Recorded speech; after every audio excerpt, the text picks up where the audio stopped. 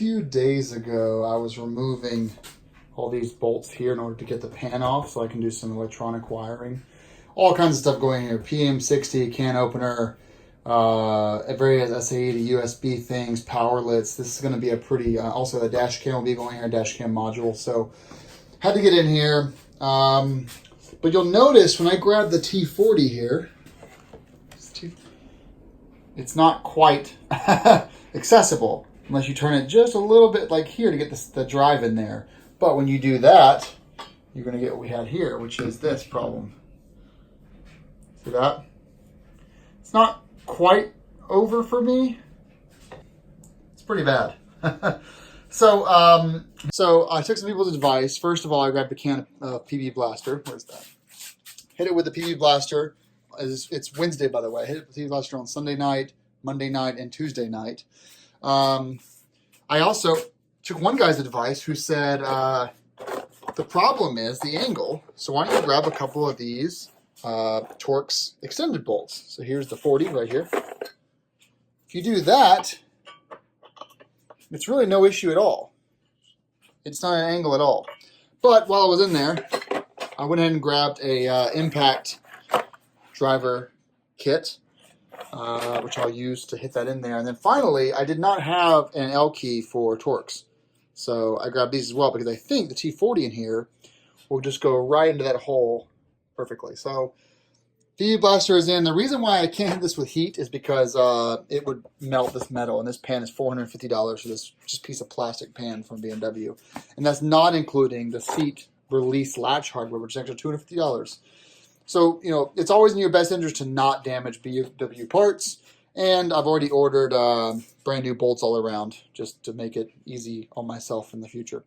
All right, so we're going to hit this thing first with, we're going to actually try these things, and I'll get back to you guys and let you know how it goes. So what we started with here was, we started actually with the impact and the extender just to loosen these a little bit more, hit it with a hammer, kind of get that loosened up. Someone said to go forward a bit, but I couldn't go any more forward into the bolt. Those threads are pretty good. Then I realized this Torx actually, and I still had flipping by the way, I realized this Torx, this Weir Torx actually has this really nice kind of tapered out piece.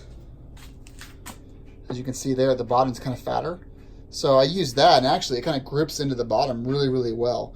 And once I got the bolt back 2 turns, I was able to move this almost out of the way to make it easier to get that screwed in. So we are making progress. I think we're good out of the clear now. So, whew, stressful. So now we have this guy, and we are, we're out. Oh my gosh. Whew.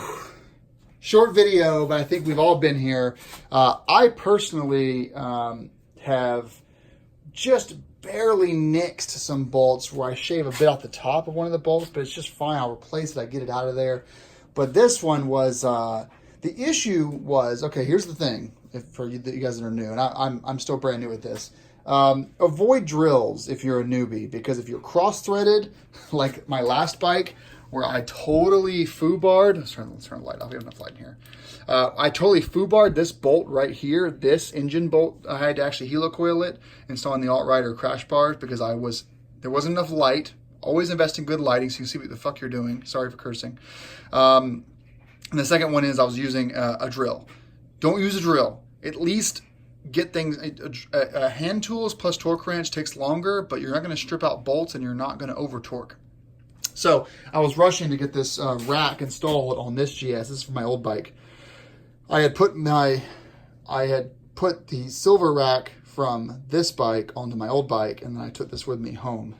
Don't worry, I didn't scam the insurance company. But my point is, I just got the drill out and got a normal, one of my old cheapo T40s, one of these old pieces of craps that I worked on the last bike with. Some of these are actually dinged up pretty bad or dent.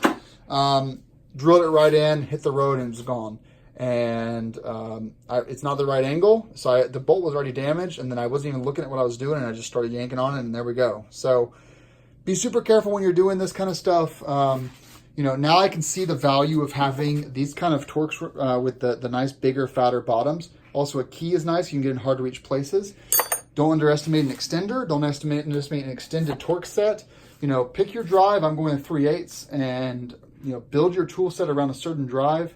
And if you need to, you know, get 1/4 inch for the bigger T50s, T55s, T60s, because I did notice the torque wrench I had, which is a 3/8 drive, doesn't go up high enough to torque down things like suspension. So I had to buy another torque wrench that was 1/4 inch and some 1/4 inch Torx bits. So anyway, lesson learned. But point of this video is heat, PB blaster, manual impact, hammer the shit out of it, and then you know, use the proper tool, get the right angle, and take it easy. So actually, this is probably scratching this. I should probably stop the video right now. Thanks, guys.